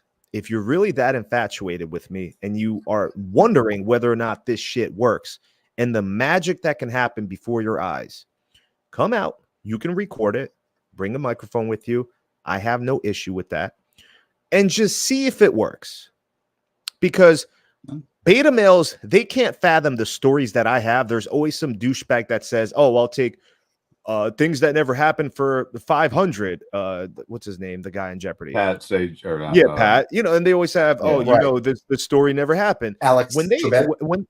when they say Right. that, okay, I want you guys to understand something. When you hear guys say that as trying to defame me or make it sound like my stories aren't real, when they say that, beta males say that because they can't fathom anything like that happening to them. They've never Right. tried it. It's Right. out of their range within their mind because they get no Right. women. But the real players, when they hear that story, they're like, I know this dude's legit. And I know he understands women and he's not bullshitting. But the beta males will always have something negative to say because they're probably jerking off or playing video games and they've never seen the magic that can happen before a woman's eyes. Right. Okay. With the shit I'm talking about. And one thing I'll never do, and I want you guys to understand something. I'm going to make this clear to all of you. I'm never going to give you guys advice that I've never done before, that doesn't work for me, that still doesn't work for me, and that I haven't experienced personally. Right. I'll always stay true to myself. So I'm not going to give you some asinine bullshit that I just read in the book, acting as if I know everything. If I've never performed heart surgery before, I'm not going to talk to you about doing heart surgery. Right. And this works and that works. I've never done it before. So what the fuck am I talking about? Right. Well, I want to hear one of those success stories, like with if you had a beta come at you, you're like, oh, this will never work. Share one of those stories where either, I mean, and you know, if you have a better one, bring that one up. But like where you took a guy that just was a nothing, and you hitched him up to going with that Will Smith movie from several years ago, where you know he's turning nerds into high quality guys. Give us a story, a success story. So I have so many testimonials. I have so many success stories on my Instagram, but one of the specific ones, right, is how a girl asked him to open the car door. And I told him, I said, don't fucking do it. Before really? I was telling him, I was like, if she asks you to open the car door, do not do it. Okay. He listened to me. He listened to me. He had great success with her. So over time, I was telling him every single test that a woman's going to throw at you because she wants to see, is he man enough to say no? Does he have a backbone? Is he tameable like all these other beta males that put me up on a pedestal, open the car door for me, even though I haven't earned it? They don't even know me. And after listening to what I told him, and he read my ebooks, he started getting laid left and right. He always had, I think every guy has it inside of him, depending on how hungry it is, how hungry he is. It's my job to bring them back to life, to realize how easy this shit is. And he's in the Players University. There's several guys. We have a separate community for men where we teach them game, and they're all having success. Why is, if my shit doesn't work, and what me and this other dating coach, Adam, are teaching, if it doesn't work, how come all these other guys are having success? Right? Getting laid. One of them has a girlfriend now. He finally met a girl that he truly loves, and he could have never gotten her without our help and listening to us. And he thinks this all, and now he's teaching other men. So one of the, I'm glad that you brought that up, okay? Because one of the qualities of masculinity is, can you lead other men positively? That's one of the qualities of masculinity, not in a toxic, negative way. Can you lead other men to also be leaders and to teach other guys what you've taught them? So now this guy having so much success with his relationship and with women prior to that, he's teaching other men in the group. Okay. And that's what I love to see. So that's one of the signs of masculinity. Okay. So the success is there. There's so many stories. If you guys want to read my testimonials on Instagram, I have a separate section on all the testimonials. Guys reach out and write to me, and I try to read all the messages I get. Okay. So, but some guys, Dwayne, they don't want to change. Posted them all. I got them right here. Yeah. I would. She fucking reached out. I swear to God. And these aren't, I didn't pay for them. I didn't ask them so they reached out, and That's the honest review. But Go ahead, Dwayne, Jimmy. but Dwayne, what you said also is. So where do you see the future of your brand? Oh, I think there's a delay there. Okay, so Sorry. the future of my brand, but I want to get back to you, Dwayne, with some guys you just can't help, no matter what you do. There's some guys that like there can't be winners without losers. There can't be alpha males without beta males. Some guys are just destined to be losers. They make the same mistakes. They end up with the same type of woman right after the last toxic woman. Some guys are just destined to be fucking losers with women. I have no patience for that. I don't. If I'm wasting my breath trying to help you and you still don't want to change and lazy dork beta male, I can't save this dude. If Jesus Christ appeared in his room late at night and he told him, leave this toxic girl right now, or else you're going to end up in the same situation like the last one. Jesus Christ couldn't even save this guy. Right. Okay. And that's how you guys have to accept that. If someone's drowning, you don't go and try to save that person, or else they're going to take you down with them. Right. That's it. Just let them drown.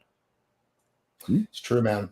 So talking about the future of your brand, Czar of Dating, where do you see the future of the brand going? Are there any new projects or courses or expansions that you're excited that you'd like to share with us? And yeah, so my end goal is to have a lot of people in the Players University, a lot of guys learning game and teaching men the real game, because I want them to have successful relationships with women. I want men to be happy because we can only get so many women. Me and you, Jimmy, I know you're married, Dwayne. We can only get so many. We can only get so much vagina that's out there. Okay, we can only drown in a sea of pussy for too long, right? Before it actually takes us under and we never come back up. So I want other men to experience the value that women can add to your life. It's a daunting task. It is, but the which part? Drowning in a sea of vagina, or drowning in a sea of clam sandwiches, man. I mean, I can't eat them all myself. All right. But the end goal for me is to take over the dating podcast scene, because there's a lot of imposters out there. I'm not gonna name whoever they are. Okay. I really don't care, but my goal is to make them obsolete, because I actually want to have high value women on my show where I don't have to promote their OnlyFans as an incentive for them to be on my show. Because the issue right now, and this is what's pissing me off, is guys don't learn real game from these bullshit podcasts. Right. They don't. They're these guys are all regurgitating the same shit, cycling the same bullshit from one podcast to another, to another, to another. It's all the same fucking bullshit. And what it's doing is it's garnering attention through fear. And that's why it brings in the views. And that's why it brings in so much negative energy. And all these guys, these incels that watch these podcasts who say negative things about single mothers or all these other women, these guys never get women, and they never will get women because they're too busy hating. And that's what these podcasts do. It's okay to learn about female nature. I want to make something clear to you guys. It's okay to learn about female nature. I understand that. I'm not hating on that part. But what's the point of knowing about female nature if you don't have the game to combine that with it? What the fuck is the point of that? Oh, no, I can't. You know what it does? I don't want to approach that girl. I'm going to just focus on me. Yeah, I listen to this podcast. Women are this. Oh, she's a single mother? No, I can't. Oh, single mothers are bad. Can't be with her. It's all statistical bullshit from guys that never got women before. And that's what pissed me off. And that's why I really started my own shit, because I was looking at these dorks and these goofballs, the way they were talking to women on their shows and degrading them and disrespecting them, because I'm not going to disrespect anyone I invite to my dinner table. I'm not that kind of a guy, but they do that for show. It brings in the views. It brings in the attention. All these incels watch it because they love the drama. But realistically, what game has these shows ever taught you guys? All it does is take a bunch of guys who are too much of a pussy to go try to chase women, give them more excuses to why they don't want to chase women. And so they're like, oh, well, I'm gonna get my passport and fly over to another country and go after them. You understand it. You see it like I see it. And these guys, how are you going to learn how to perform open heart surgery from a guy that hasn't performed or had experience with open heart surgeries. Anyone can read a fucking book and tell you, well, this is how you do it. And, you know, and women are like this. And anyone can read a book about women. Anyone can fucking do that and regurgitate it back to you.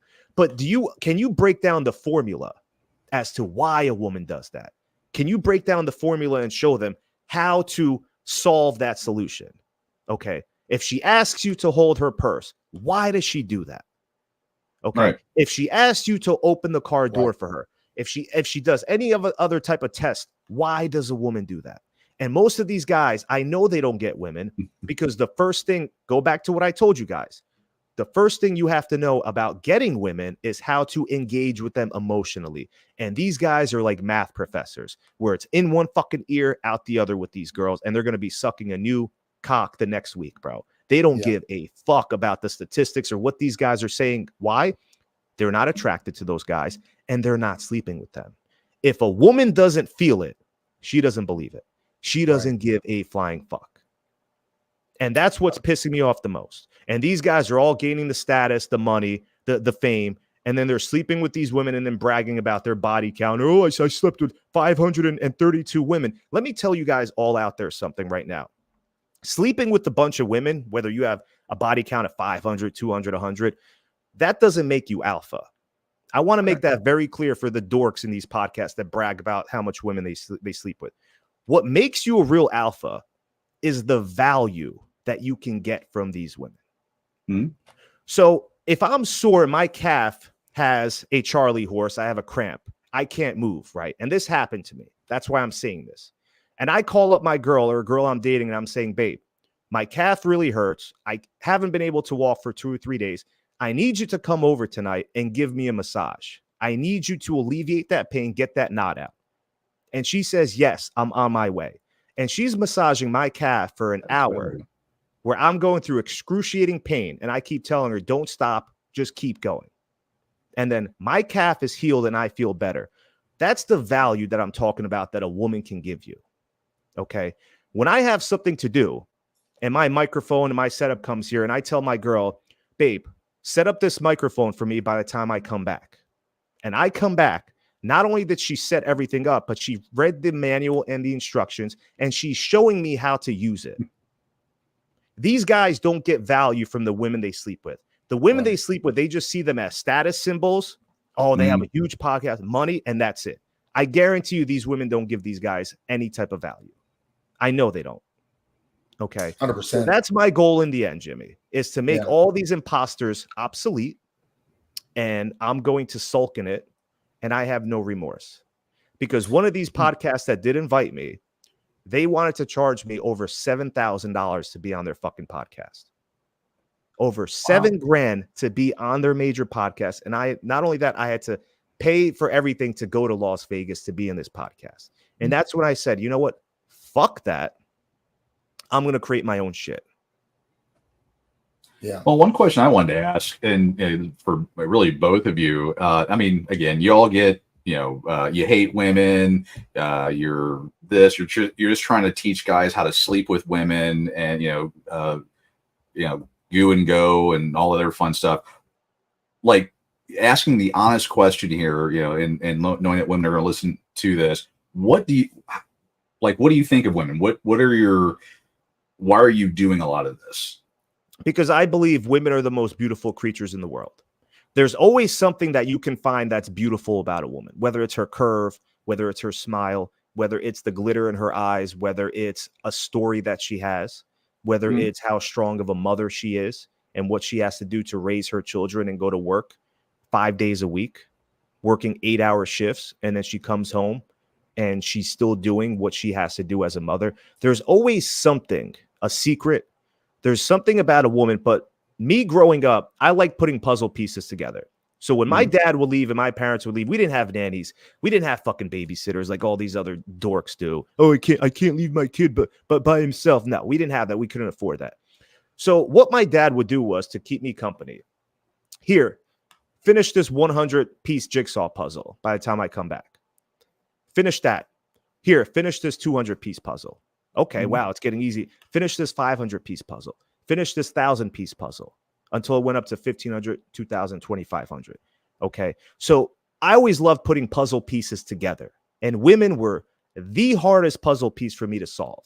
But I would have done anything to solve that puzzle, to put all the pieces together. And once you put that puzzle piece together, what I found is that women by far are the most beautiful creatures. They're the most beautiful puzzle that I have ever put together once you put the picture in frame. Okay. Yeah, and I'll expand on that too. I agree 100%. I think women are one of the most precious things that God has ever given man, and they are the ultimate multipliers. You know, I've said this a few times where two men will be 1 + 1 = 2. But if you threw a woman in there and it's him and her, 1 + 1 no longer equals 2 because she's a multiplier. It could equal 5, it could equal 7. A man was born to create and build and maintain. That's our gift. We see land and we can manipulate the environment and cut down trees and fend off animals and create homes to shelter our families from the storm. That's what men can do. With women, though, they are the heartbeat. They are the ultimate multipliers. So if the three of us built a house, a woman can come in and make it a home. Yeah. If there's a bunch of people together, she can come in and turn them into a family. And you can't do that without emotion and feeling and love, which men possess, but just in a dulled environment, because we can't do the things that we're supposed to do if we are in a heightened state of emotion. We have to be stoic. We have to weather the storm. We have to be forged through fire. We have to face adversity. It makes us better men.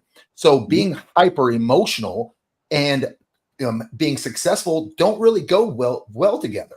So if women are the emotional substances of human beings, well, then the challenge with that is that a lot of times it's in their nature to make decisions that make them feel good today instead of force thinking how it might turn out in the future, where men are very good at sacrificing today for betterment of the future. So I do believe that if we can work together, men can make sure that we're not only protecting women physically, but we're also protecting them from themselves sometimes. So they are nurturing and making us better, but we are keeping them pure and sweet and honest. And we're saying, hey, I know it doesn't feel good to shave off $500 a month off of the budget, but it'll feel so much better when you and I are not eating dog food in retirement. And so every gender has its pros and its cons. And I think that the powers that be, the people, the very small percentage of people who are truly, truly running the country and the world want division. They want us separate because they're money hungry and they know they can get double. Like if we split up families, well, then now they need 2 cars and 2 houses. Now they need 2 gallons of milk. Now we get double the taxes. They don't care about society. They just care about wealth. Well, I am an advocate for people being married, people getting together and having families and being happy. I truly believe that a man will not meet his full potential of happiness without a good woman. He can do a pretty damn decent job, but not to his full potential. Because I tell you this, there's been plenty of end-of-life surveys where people who are facing their mortality are answering questions weeks before they're about to pass. And regret is amongst them. Not taking chances or risks are amongst them. And not spending time with a family or having a family are amongst them. It's women are some of the, it's God's greatest gift to men because men love building stuff. Do you think that we would build half of the shit that we build out here if it wasn't for women? Well, you know we wouldn't. We do it for women, and women make us whole. So the things that come out of my mouth or the czar's mouth or even Dwayne's mouth is sometimes might be initially construed as sexist. It could be construed or manipulated as hateful or hate speech, but it is not done that way. Because if women get what they want, which is a kind, loving, gentle, sweet, caring man, she doesn't want that guy. She truly wants a guy that she knows that can take care of shit whenever shit hits the fan. She wants a guy that she can get behind, rock. How many times have you heard a woman tell her husband, I love you, you are my rock?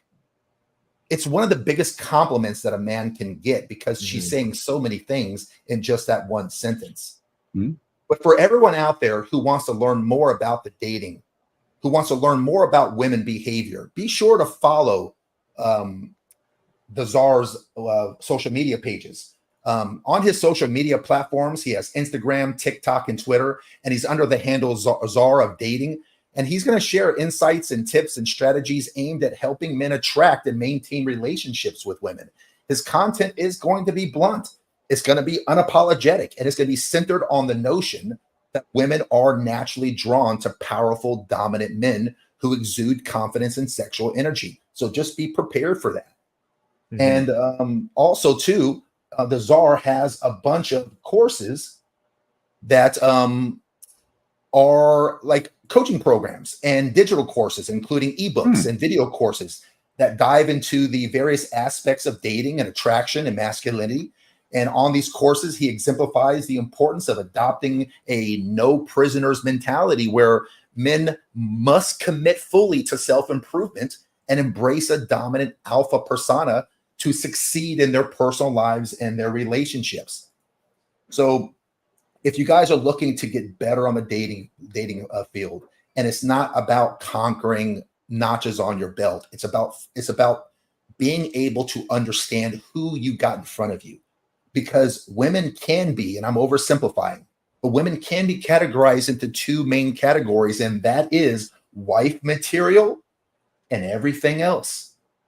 So if the most important decision that you'll ever make is choosing your spouse, then you better get damn good at knowing who falls in the wife material category, or you will be finessed. You will live a life of struggle and triumph. You will live a life with no peace.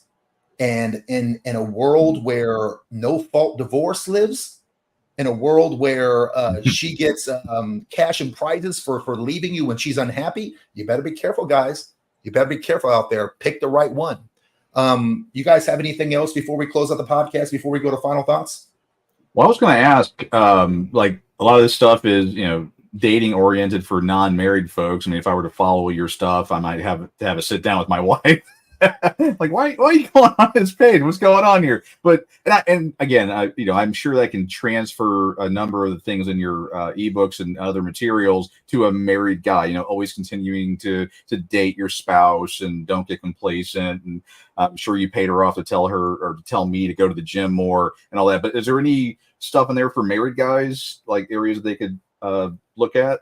Yeah, so I have a full relationship ebook that I wrote where married guys can use it. Guys, so I have an attraction ebook. I want guys to get the foundation first before they even think about getting in a relationship. And I teach you deep inner game with stories I can't share with anyone else, because there's some personal stories on there with women that I don't want to have out there on social media like that. But then you get the relationship ebook.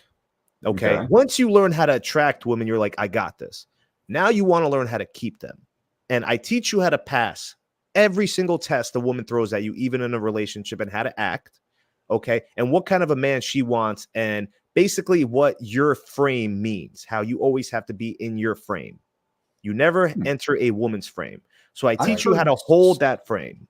I've heard someone else mention that a time or two in past shows, not mentioning names. So that's very important. That's very, very important. And Jimmy, to your point, you're absolutely right. When it comes to attracting women, the quality of a man's life is directly correlated with the quality of women he allows in his life.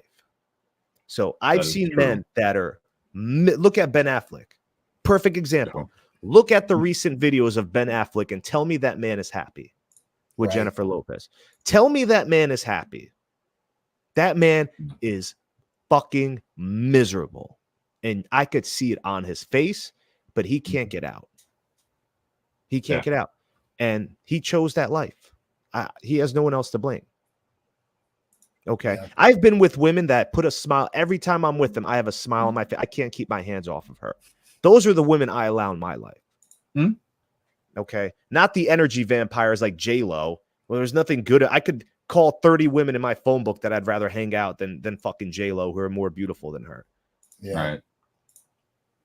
Well, Okay. listen, Azar, I can't thank you enough, man, for joining us today and sharing your wisdom. For those of you listening, be sure to check out Czar Danya's content on Instagram, TikTok, and Twitter at Czar of Dating, and visit his website for more resources on how to take charge of your dating life. With that being said, let's go to final thoughts.